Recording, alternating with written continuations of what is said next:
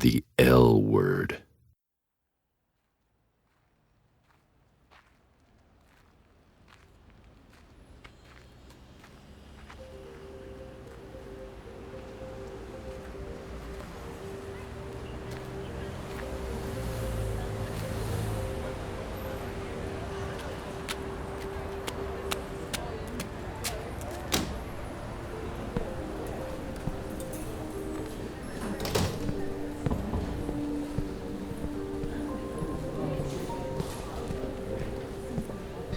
Is Detective Felton in? Mayor Stewart. Yes, of course. Right this way.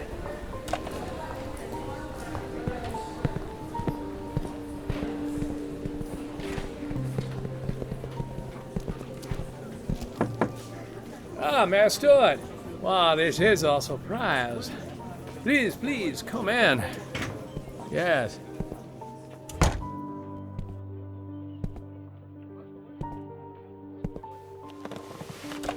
We're both busy men, so I'll get right to it. How's your case against Cameron Wolfe? Rock solid. Drop the charges. Pardon, mon cher, but I must be hearing things.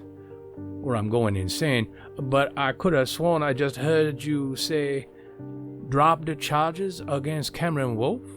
Your hearing is fine, and so is your sanity. Impossible. There would be community outrage like never before. I'd never be able to eat in a restaurant or shop in this town again. I have my reasons. There's no way. The mayor reached inside his suit jacket and pulled out 4 8x10 photographs. What's this? Dropping them onto the desk. This is an outrage. They're doctored. Maybe. There's no maybe about it. You can't possibly think I would... No, I don't. But the rest of the community might not be so easily convinced. Where did you get these? That's not important. The hell it's not. The mayor massaged the back of his neck. When he told Mr. Wolfe he'd handle things, he never imagined he'd do something to this extreme. And his intention wasn't to help Mr. Wolfe escape the charges against him. He only wanted to find the other men who raped his little girl and made sure they paid for their crime. But things grew substantially more complicated after Mr. Chase called. You're blackmailing me. Absolutely. I could be wearing a wire. If you were, you wouldn't look like you were about to faint. He killed a young man in his prime. At least tell me why you want a pup to walk. Are you dropping the charges or not? You've got to give me something. Anything so I can sleep at night. I wish I could. I'll take my chances. I'll have the pictures reviewed by an expert and prove my innocence. Even if you did, you honestly think your life would ever be the same? There will be those who will always have their doubts. Always. Mayor Stewart rose and wandered to the ivory-painted wall behind him, where a dozen framed pictures were hung. Mr. Chase called me.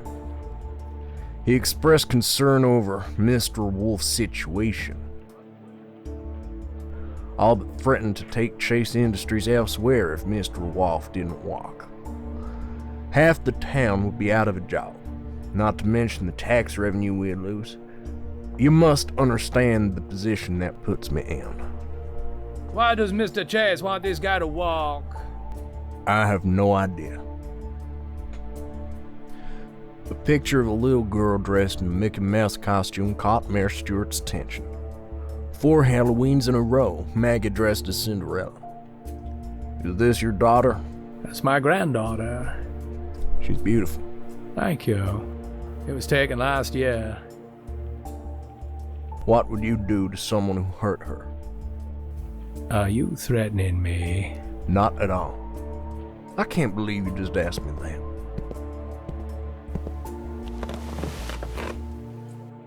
Stephen Walker hurt my family. I can't give specifics, and I can't prove it. But if it helps you sleep at night, than know he wasn't innocent in all this. This goes against every oath I have ever taken. You're asking me to sell my soul. To protect and serve. That's your job. Stephen Walker's crime went unpunished, and I can't let the man who did it to him, what I'd have done had I known, go to prison for the rest of his life. Better yet, get the death penalty. And I can't condone vigilantism. Let me put it another way. If you don't help me, these photographs will seem like a playful tap on the chin. But I'm prepared to drop a piano on your head if I have to.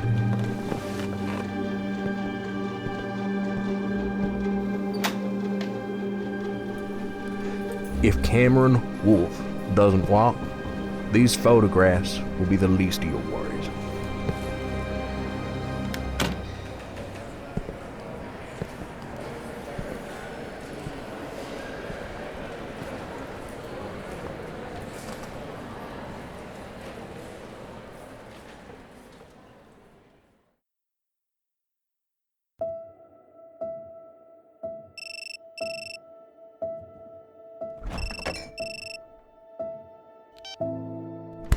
Yep.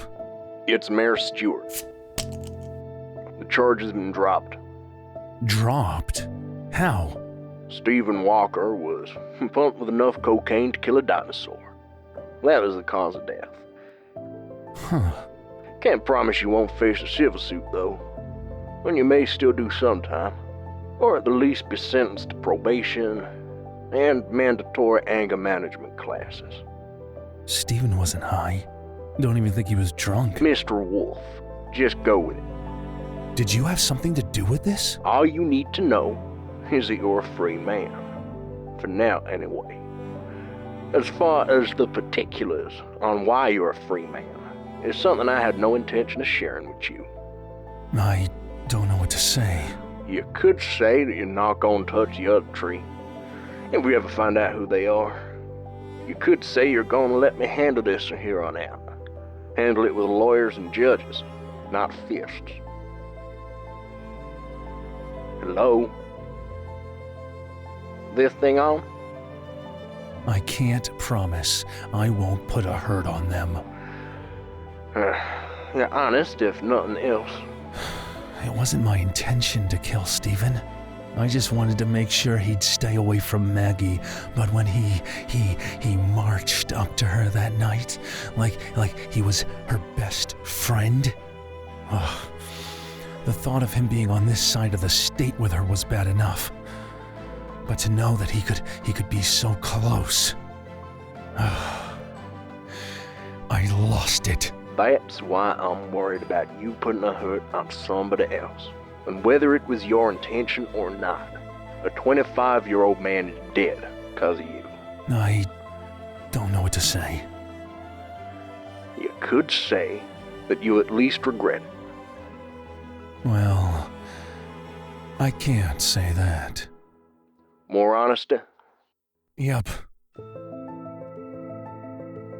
Since you're being so forthcoming, let me ask you what your relationship with my daughter is. I'm in love with her. Does she feel the same? Hello? This thing on? No, I see. I don't want to kill anybody else. That's the best I can give you. I guess it'll have to do. Know this. If you do, I won't help you. I understand. For what it's worth, I probably would have done the same thing had I known. Maybe not kill him, but as you say, put a hurt on him for sure. This may come as a surprise to you, but it's worth a lot.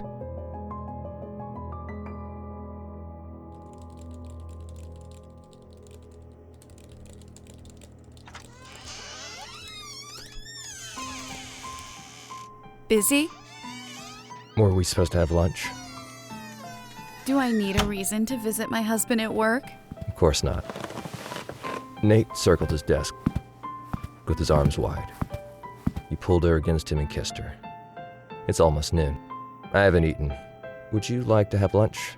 I should keep my strength up. Are you ill? Ill is probably not the right word. Stop playing games and tell me what the hell's going on. Pink or blue? Which do you prefer? Nate pressed his open hand against her abdomen. Are you telling me you're having my baby? Actually, it's a toss-up. I'm fairly sure it's yours, or could be the UPS guys. He flipped open a finger. 1. No screwing the UPS delivery man. And 2.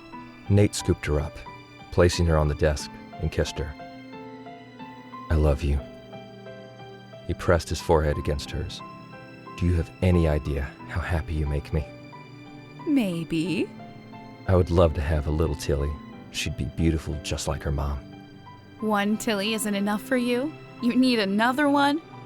He slid her off the desk and walked her to the door. He peeked out of his office, all while keeping her locked in his arms, as if she might run away. Shelley, I need 10 minutes. Yes, Dr. McKendrick. Nate kicked the door shut and locked it. They stumbled backwards toward the desk. One Tilly is more than enough. I can't get enough of you. Dr. McKendrick. Do you want to make love to your wife? Maybe.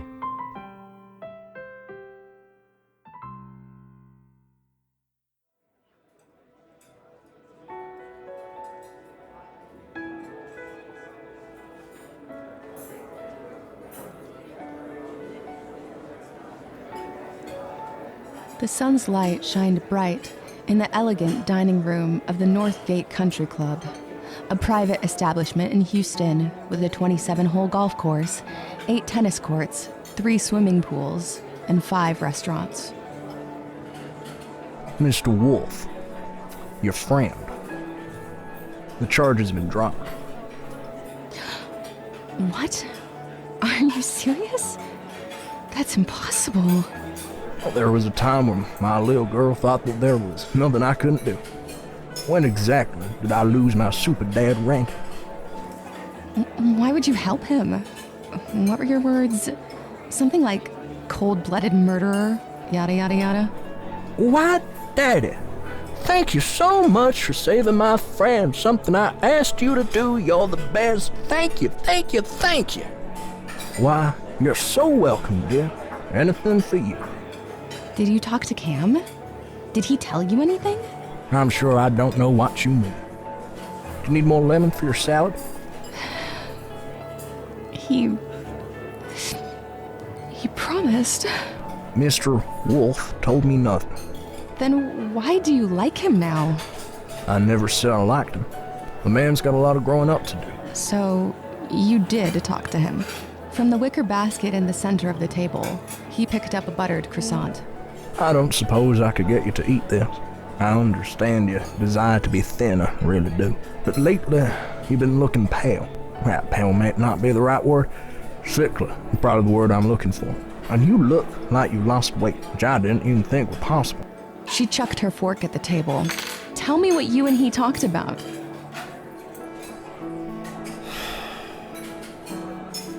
An older gentleman approached.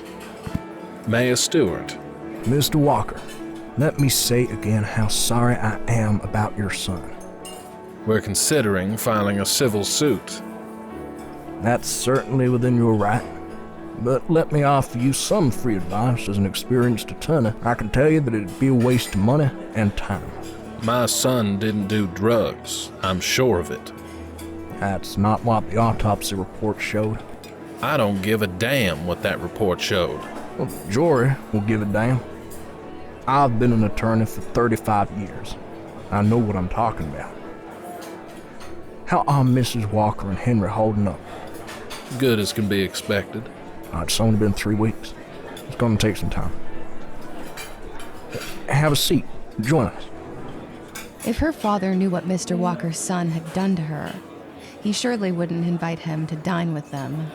My wife's here. I need to get back to her. I saw you and just wanted to say a quick hello. I appreciate that. The annual Christmas party invitations have just been sent out. You should be getting yours in a day or two. Your wife throws the best parties. We are looking forward to it. Under the circumstances, it may be just what we need. A little fun can go a long way. Mr. Walker nodded at Maggie, then at her father. As he walked away, her father looked at her, his head cocked and one brow raised. You okay? Maggie pushed back from the table. She moved to stand behind him. Gripping his shoulders, she tucked her head beside his and kissed him on the cheek. Thank you for helping Cam. Her father brought her hand to his lips and kissed her palm. I love you. Yeah. Don't get all mushy on me. Wouldn't dream of it.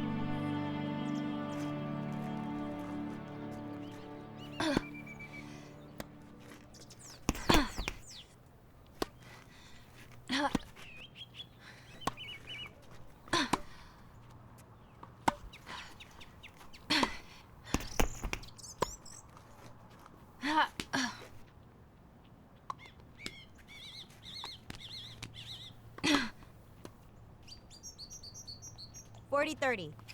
God damn it.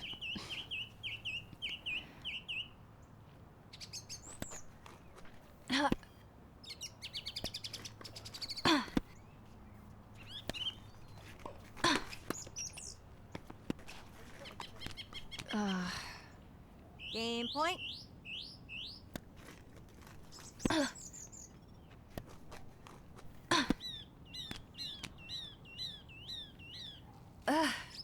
Fuck.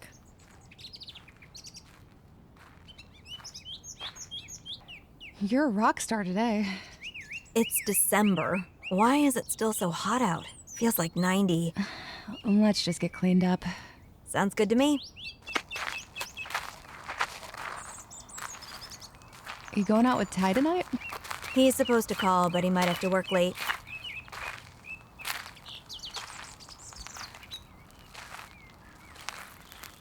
What do you think of Jags? Whoa! What? You're hot for him. Just because I asked about him doesn't mean I'm hot for him. I'm marrying Ty. And you couldn't be more wrong. He hates me and I hate him. Then why did you ask about him? It bothers me that he doesn't like me. He seems to love everybody but me. And he thinks I'm boring. What? Can you believe it? No, I can't. Cool the sarcasm.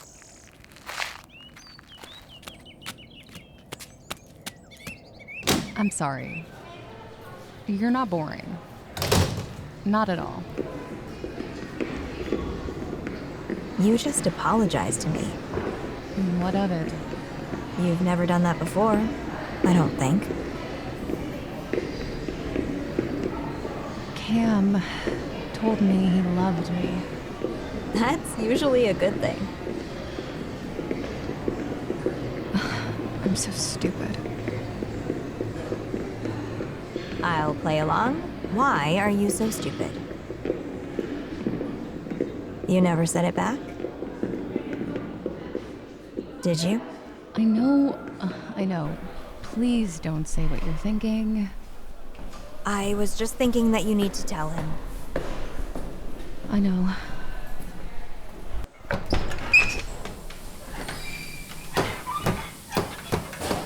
You've never said the L word, have you? Shut up. He's your first!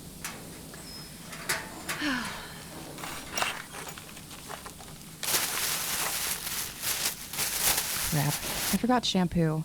Can I borrow yours? You really think I'm boring?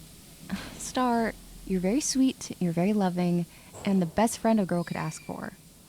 In other words, boring. Maggie tapped her forehead against the cold metal of the locker. If it wasn't for you... Don't go there. If Star and Tilly hadn't been out walking their dog that morning, Maggie, barely conscious and covered in blood, might have bled to death. Star wasn't a nerd in school, but she hadn't hung with the popular kids. And Maggie was very popular.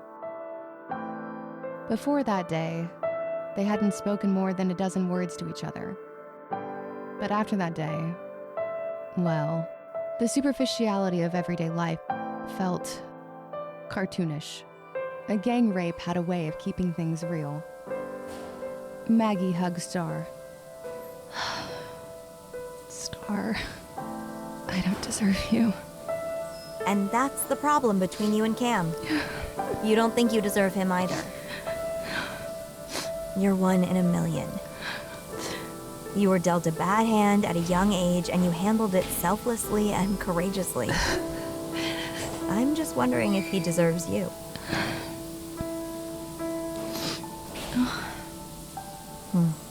I've never seen you like this. Like what?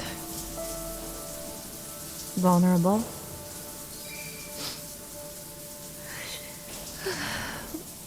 Go get him. You're gonna have to say the L word.